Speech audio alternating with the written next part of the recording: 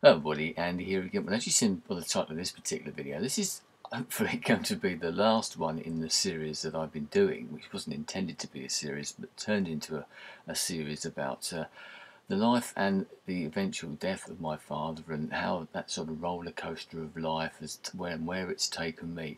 As I said in some of the other videos, I'm partly doing this for my own benefit, but first off, what I must say is to thank every single person who's got in contact with me. I mean, the last video that I did, obviously I didn't allow ratings, didn't allow comments, but so many people contacted me by email, people who knew me, or contacted me via comments on my channel page, or even through lots of private messages and that I got there as well. Some lovely messages, some great comments in there, and it's always nice to know that people out there are thinking about you. You know that your friends and your family, your local people are supporting you and helping you out and appreciating what you're going through. But when you get it from the online community as well, it does show you, and you know from the tone of the messages, etc., and some of the experiences that some people relayed to me about what's happened in their life as well. These are heartfelt words as well, which I know that, but so many people out there that get this sort of cynical view. I know that these people really meant what they said, and they said it in such a nice way as well. So I'd like to thank everybody for what they said to me, and it certainly helped, as I said, to know that those people were out there. Also, it was nice to know from some people that they actually appreciated myself actually putting the videos out there. As I said, I've been doing these partly for myself, but there's always that element you think, well, do people really want to hear this? Do people really want to sit there and listen to me talking about something which isn't a particularly pleasant experience? But some people, it reminded them of things that have happened to them, and other people, maybe it was a case of it prepares them for what might happen to them in the future, which is one of those aspects that's come out of this. It's a very, very steep learning curve for me. I've obviously never experienced anything like this before, thankfully, but I was talking to my brother-in-law yesterday actually, and I, about him. Obviously he's in the same position that I've been in, is that when his father eventually dies, he's going to be in that same position as so many other people are, and it's weird the way that you sort of snap into it. As I said to him yesterday, in a way it's a role that you've been preparing for throughout your life, once again, without realising it, and you automatically assume that sort of head of the family type of thing. I suppose it depends on how many brothers and sisters, etc., you've got. I've only got one sister, there's only the two of us. He's in exactly the same situation. So you're the sort of the head male of the family, should we say, and you naturally take over. And there's lots of things that you have to sort out. I'll show you one, because this is a couple of now. This is the sort of order of service that we had yesterday. It was obviously the picture of my father on the front there, and it's sorting all of these things out, and then doing all the bits that are inside with the family photos, etc., like that, and the wedding photo, but designing all those things, putting those things together, because my father was never a religious man, particularly, a bit like myself. I think he would cast himself as an agnostic rather than sort of a complete unbeliever or anything like that. It certainly wasn't that. But when it came to putting the service together, talking to the funeral people, we'd been given the name of somebody who was a canon, who used to be the sort of parish priest, or not a priest, he's not the Catholic Church of England, but he was the vicar of the local church for some years, but he retired, and he does these type of things. And what it was amazing to me was he actually tailored the whole sort of service to exactly what you wanted. We didn't have any hymns, we didn't have any prayers or anything like that. We did have a reading, which was quite nice. My father-in-law did a nice reading. We picked out 3 pieces of music ourselves, and we did our own little tributes. I actually wrote a complete sort of life story of my father, from what he told me and from what we were talking about. It was a great opportunity for me to put all that down in some ways, and I wrote a great long document, which I had then to edit down so that the canon could actually read it out himself. And I got so many great comments from that, from people. I don't think they realised that I'd actually written it, but great comments from people. Oh, I didn't know that about his life and all these things. Something that I've spoken about numerous times before. Even people within the family didn't know the things that have happened. As I said, even my mother learned things, my sister learned things, I learned things myself from stories that were going about. And it's great to be able to rail that. And so many people appreciated the service for what it was, because it showed the person. I mean, that's one of the whole ideas of a funeral, in my point of view. It's a sad time, of course it is, and you're saying goodbye to someone that you love, etc. But it's a celebration of a life. That's the way I wanted to look at it, and having a great deal of involvement actually in putting the service together. I'm very pleased and proud to, that people have said how much they enjoyed it. I had to, I wrote out my own little tribute as my sister did. My sister unfortunately wasn't able to speak hers herself, and I totally understand why. I suppose hers was a little bit more sentimental, but one of the things that struck us both actually is when I was emailing the guy who was doing the service and sending him all the bits and pieces so that he could read them if we didn't have the courage to do it ourselves, if we weren't emotionally stable enough or whatever to do it.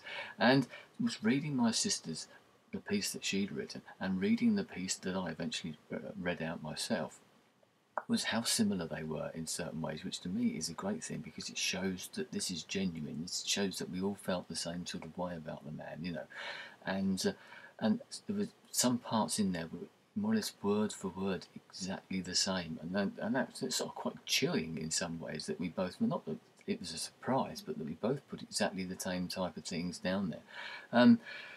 And when it came to it, I sort of got up and did my own speech myself. And Lisa, if you're watching, thank you very much for your message, because about what you said there, because I am so pleased that I actually got up and did that myself. And I got once again I got some great comments from people who heard what I said and gave me feedback, if you want to put it that, on what I'd said and how I said it. And then it appears that I did a good job, which I'm very proud of doing. But I'm so pleased that I actually did get up there. Of course it wasn't an easy thing. I remember my heart was really thumping. Although, one thing I must say is that I treated it in a similar sort of way, a bit like this. That doing this really gave me a head start, I think, on being able to get up and talk. I'm one of those people who can talk off the cuff. Although I've wrote out, and here's the sort of the basis of what I read out. As you can see, there are bits of pen marks on there, and all I did, as I said I gave that to the canon who was doing the service. I said, if I can't do it, that's what I want you to read. But what I eventually did, I just used that as a basis, and it's almost like doing a vlog to a camera, but to a live audience, should we say. I used it as a guide, and I embellished it, and I put things in, and I thought of things as I was going along, and actually added them in as I was, as the brain's going. And I wouldn't have been able to do that without doing this type of vlogging. A lot of the things, writing the stories down, even the designing of this as well, there were elements of what I do online which enabled me to do that. The writing, putting things together and writing things, I've started doing blogs and that as well, and that's encouraged me to do a bit more writing. It's helped me with my writing ability, if you want to put it that way, and certainly doing that yesterday, I found it so much easier. Although it wasn't an easy thing to get through, I managed it okay. I'm very pleased to say. But this certainly helped, and it's a lesson for everybody there. Just vlogging is actually something good because it enables you to think on your feet. It enables you to stand up and say things logically, coherently, or whatever, so that people hear it, and you sort of project yourself a little bit, and it maybe gives you that bit more confidence to actually speak in a public place. I do it in other ways as well, but once again, that has partly come about through this, and this has given me the confidence to do that.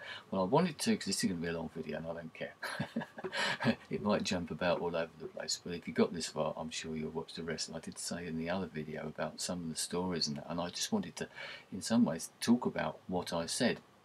And I was talking about obviously all the good memories and everything that you inevitably talk about, and all those great things that come out when you're talking, especially as a family. And in a weird sort of way, we spent more time as a family in the last sort of couple or so weeks, even prior to that, when my father was in hospital. I saw more of him and more of my sister and more of my mother than I had done for some time before, not in the nicest circumstances, but it brought us together in that respect. So there was that, I think, was quite a good thing. It wasn't sort of a sudden death. So we actually spent quite a lot of time together. Whether it be classed as quality time, I don't know. But certainly in the last couple of weeks, I spent a lot of time with my mother and obviously with my sister, and we've been calling each other, etc. as well, talking to each other, reminiscing, talking about all those things, bringing up all those stories, going through photographs, etc. Partly for this as well, you know, everything and all the writing, etc. I did, and it brings it out and it encourages you to sort of bring more stories out. It's also a learning curve for other people, as I said about my brother-in-law, but talking to my son as well about all of this and how he's learned a lot, I'm sure. Actually, just going to the funeral, I think, is a good thing because it gives you an experience of doing it. We were talking yesterday about, you know, how did you find it? And he said, well, it wasn't too bad as long as I didn't look at my mother and my sister when they were crying or whatever. But it's a good experience. You've been there, you've done it. It's not a nice experience, but it's one of those things you can sort of put behind you maybe and move on and think it doesn't hold out such a terror for the future, so we say. You've done something that's very close to home, and the next time you go, it won't be the unexpected. There's always that sort of fear of the unexpected, which I had as well, and I would feel maybe more comfortable the next time. I don't want the next time to come, but once you've overcome that hurdle, and as I think I said in the last video, I've sort of surprised myself, I think, is in how well I've handled this. Maybe that's one of those things that I've inherited, because one of the things that I said in my address, my reminiscences myself, my own sort of tributes, was the influence that parents have on you. It's one of those things that I thought about. Naturally, your parents influence you in lots of different ways. Some of your parents influence you in different ways, but not everybody has a particularly great relationship with their parents necessarily, and that's one of the things that both myself and my sister talked about, is that we both have had very good relationships with our parents. We both said exactly the same thing, that neither of us can remember ever really having a really cross word with our parents, certainly with our father, who obviously we were talking about primarily. I don't remember having any arguments with him. I'm sure I gave him plenty of reason to do that. He was a mild man, a man who didn't really ever really raise his voice. He didn't need to, and as I said, I lived at home until I was in my mid-20s, which is a lot. It's late, and a lot of people thinking, what on earth are you doing that for? You should be kicked out and that. But I was comfortable. They were comfortable with me. There was no sort of friction. There was no tension. I didn't feel the need to sort of rebel against them, although I rebel against other things. My parents were people that I never felt that I needed to rebel against. And even, and I said this yesterday, even when it came to moving out of the house in my middle 20s, I was nervous about telling my parents that I was going to move out. Why should a 25-year-old? But that's the way that I felt about it. But my father has influenced me in lots of different ways. I mentioned in the last video about being the same sort of height, build, shoe size and everything. Thankfully I've inherited my hair from my mother's side. But so I only have to look in the mirror type of thing to know, which is exactly what I said yesterday. I only need to look into the mirror to remind myself of him. My sister takes more after my mother. I'm certainly my father's son, should we say, in that respect. And the other things that I've taken, he was a piano player, not a professional piano player, but he was a self-taught piano player. He lived in the East End of London and grew up there in the sort of 20s, 30s, 40s even, in the East End of London. And they used to have a piano in the back parlour, as they used to call it. I don't know who used to play it, but my father learned how to play the piano, and he was self-taught, and he could play just about anything. And I remember him playing at different events, and he used to play in pubs, and he used to get paid for it. I can remember sitting when I was, sort of knee-high, listening to him on a Saturday night. And there was a great story that I briefly touched on, which I didn't know about until once again after he died, and we were talking about it.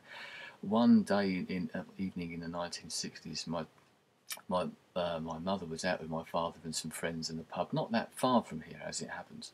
And one evening, and he ended up being encouraged to start playing the piano by a good friend of his, and which he would do. He'd start getting up and playing. I had no idea what he was playing, but there was a particular guy in the bar who liked his playing so much that he lined all these drinks up on top of the piano. And that man who appreciated it so much and bought all those drinks was actually Brian Epstein, who was the Beatles manager, who had a house in that particular village, and that was his local pub if he ever went there, And I remember my father said, it's getting to closing time. What are the police going to say? And Brian Epstein said, don't worry, he's standing behind you, mate. But one of those sort of great stories that brings out and tells you a bit about him. But anybody who knows me knows my sort of love of music as well. I mean, so my father played the piano, I used to play the drums as well, and I've inherited that, and that's given me so much. Is what I said yesterday. My life has changed so much since I really got into the music in my sort of teenage years. Not the same kind of music. Someone actually asked me, "Well, did you like the same kind of music?" No, no, we didn't. But I appreciate any types of music. He appreciated in his own way what I liked, although he didn't like it. He understood why I liked it and probably appreciate it for what it was.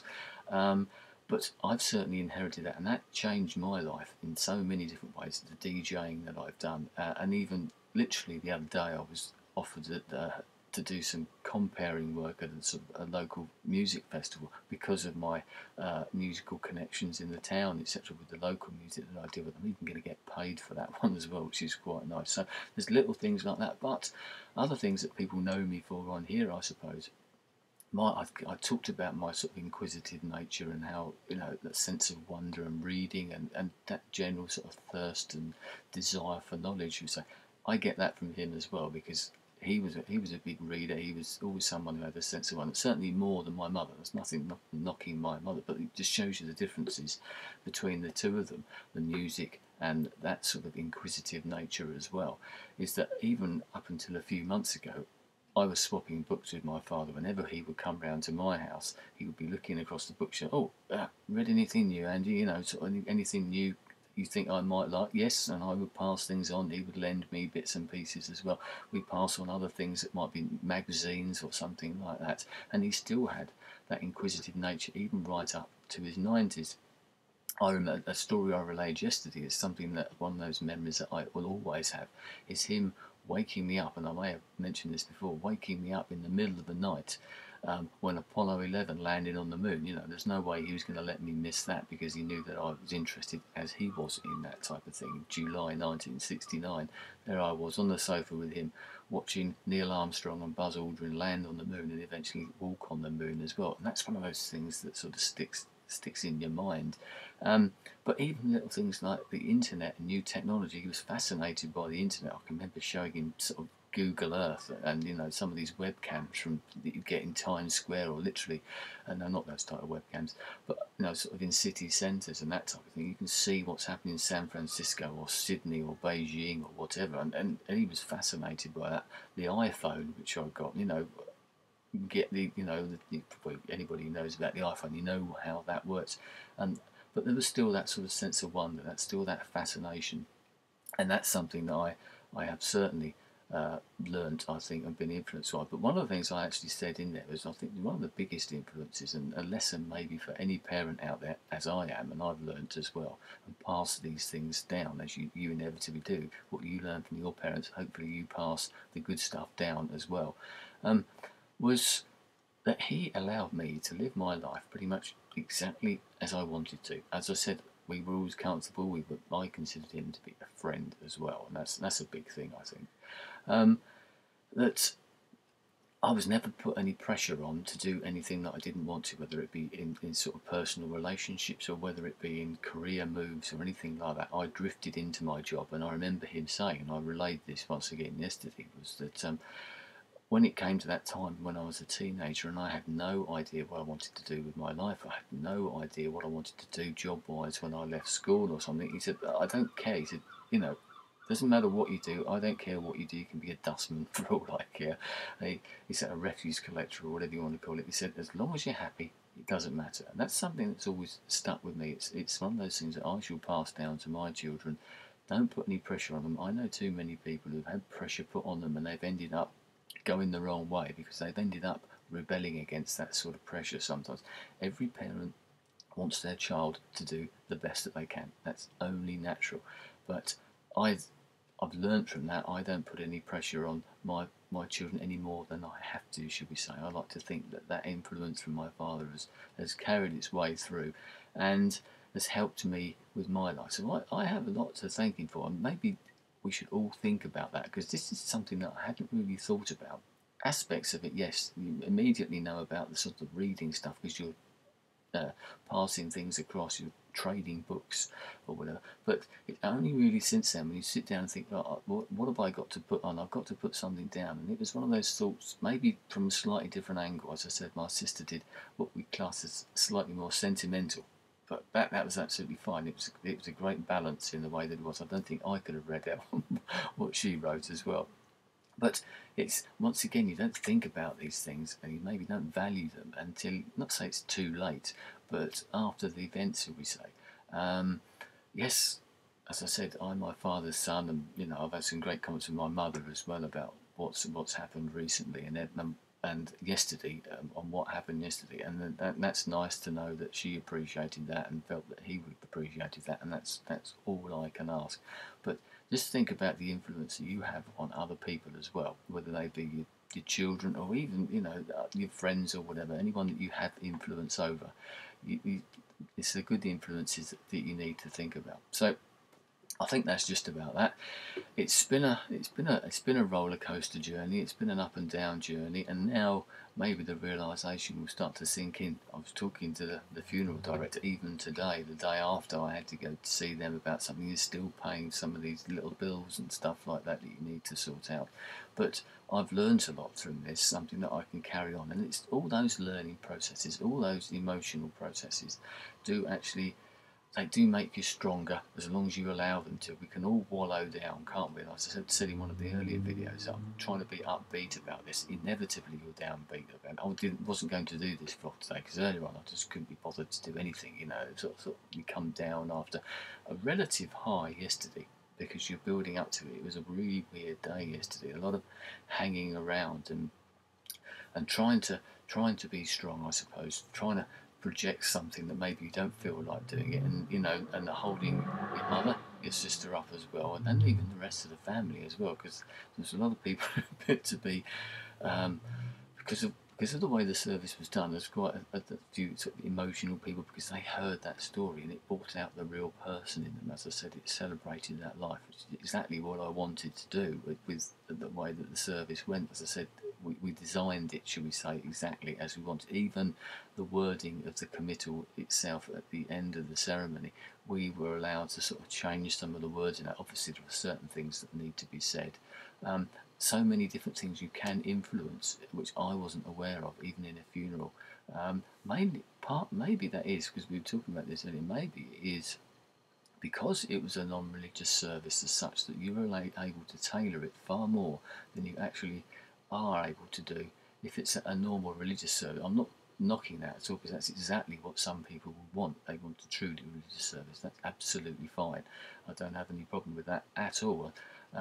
But maybe you can tailor it a bit more. You have a bit more time maybe to put across exactly what it was about the man that was good and to celebrate that particular life as well. And I think that's one of those things that people did appreciate yesterday.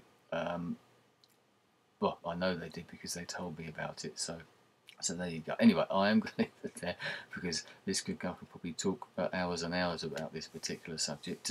Once again, thanks to everyone who's got in touch. Thanks for all the nice words and the comments, and hopefully you've appreciated this, and maybe you've learned something from this as well. As I said, I've learned something from this. Inevitably, we all face up to this at some time. Some have already done so, as I know from some of the comments that I've already had, and they felt that this has helped them in some ways. But as I said in the last video, learn about your parents, learn about them, talk about the inevitable as well. Because one of the things that's come out of this is my father had actually paid for a funeral plan, and it meant that everything was pretty much sorted out. He had a will as well, which was nicely done, and it made my mother the executor of the will. Some people, and there were a couple there yesterday, friends of the family actually, who were they're elderly couple, and they don't want to talk about the inevitable. They don't want to talk about death. They don't want to think about it. They're not prepared for it. If they were, God forbid, to sort of keel over and die today or tomorrow, their children would have far worse experience about it than what I've had and that we've had as a family, because my father was prepared for it. He paid for the funeral. We knew exactly what we were getting, a particular plan. Yes, you still sort out elements of it, of course, but so much of it was already there. We didn't, although there was a lot to sort out, far more than I realised, there was a lot less than needed that we could have had to sort out, should we say, as well. Having a will, having a funeral, thought about, maybe written down some of the things. I've even thought about it myself. It doesn't matter how old you are, it could still happen to you. Those bits of music, you know, wouldn't it be horrible if you went out and they played completely the wrong music? We know that what we played for my father yesterday was the sort of thing that he would have liked, because he had discussed elements of it with my mother as well. So hopefully we did him proud. Hopefully we gave him a good send off. It's what he deserved. It's what he needed, I think, and I'm very proud to have been a part of that. So there you go. I'm going to leave it there. Thanks for your time. I'll speak to you again soon. Goodbye.